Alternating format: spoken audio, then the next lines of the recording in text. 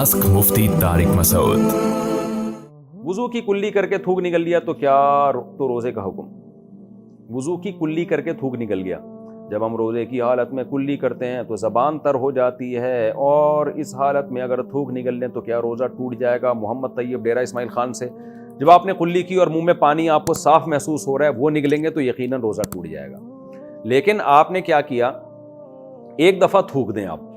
जैसे आपने कुल्ली की, मुंह में तरावट साफ महसूस हो रही है, तो एक दफ़ा उस तरावट को आपने थूक दिया तो बस काफ़ी है।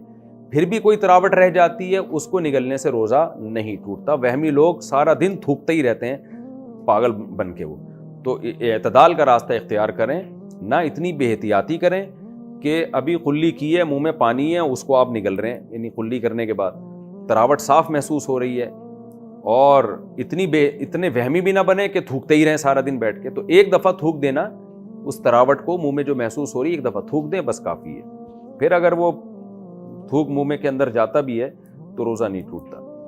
रोज़े में मियाँ बीवी क्या एक दूसरे से रिलेशन कायम कर सकते हैं? ये मसला भी कई बार बता चुका हूँ कि इंटरकोर्स करना हराम है, इससे रोज़ा भी टूट जाएगा और 60 रोज़ों का कफ़ारा भी लाजिम होगा। इसके अलावा बोसो किनार किया जा सकता है, लेकिन अगर मर्द डिस्चार्ज हो गया या औरत डिस्चार्ज हो गई तो कफ़ारा तो नहीं होगा, लेकिन रोज़ा टूट जाएगा और ये गुनाह भी मिलेगा।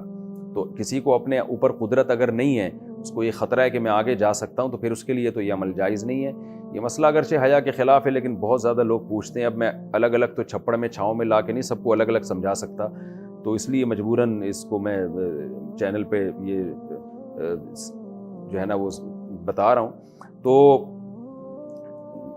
इंटरकोर्स अगर कर लिया तो 60 रोज़ों का कफ़ारा लाजिम होगा, और अगर इसके बग़ैर डिस्चार्ज हो गए तो 60 रोज़ों का कफ़ारा तो नहीं है, लेकिन गुनाह भी है, रोज़े की क़ज़ा भी वाजिब है। और अगर डिस्चार्ज नहीं हुए और इंटरकोर्स भी नहीं हुआ तो फिर जायज़ है, लेकिन उस शख्स के लिए जायज़ है जिसको अपने ऊपर कंट्रोल हो।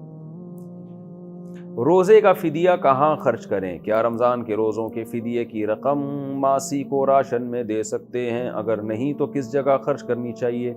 नीज़ क्या रोज़ों के फ़िदिये की रकम तरावी के इंतज़ामात के लिए लगा सकते हैं? अनस साजिद कराची से। नहीं जी, रोज़ों के फ़िदिये की रकम तरावी के इंतज़ामात में नहीं लगा सकते।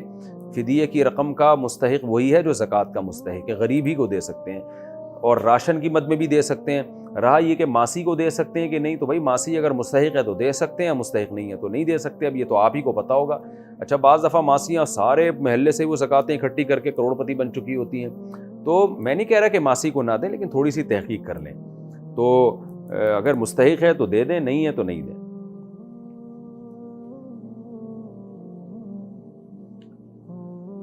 अगर 12 बजे के बाद अय्याम शुरू हुए तो रोज़ा पूरा करेंगे? रोज़े की हालत में 12 बजे के बाद हैज़ आ जाए तो रोज़ा नहीं तोड़ना चाहिए, क्या ये बात दुरुस्त है? बिनते शुएब कराची से। 12 बजे से इनके दिन के 12 बजे मुराद हैं, ज़ाहिर है रात के 12 बजे का तो कोई फ़र्क नहीं पड़ेगा। तो अगर किसी खातून ने रोज़ा नहीं रखा हालत हैज़ की वजह, किसी खातून ने रोज़ा रखा पाक होने की वजह से और फिर उनको हैज़ आ गया तो रोज़ा उनका टूट गया, चाहे किसी भी टाइम पे आ जाए, रोज़ा टूट गया तो वो खा पी सकती हैं।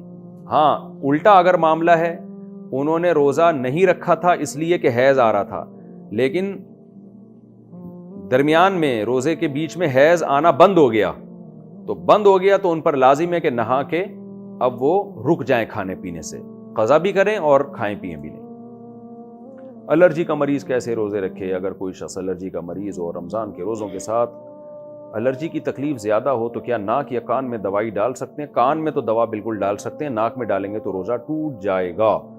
अब बीमारी की हालत में छोड़ सकते हैं रोज़ा, चाहे एलर्जी हो या कोई बीमारी हो।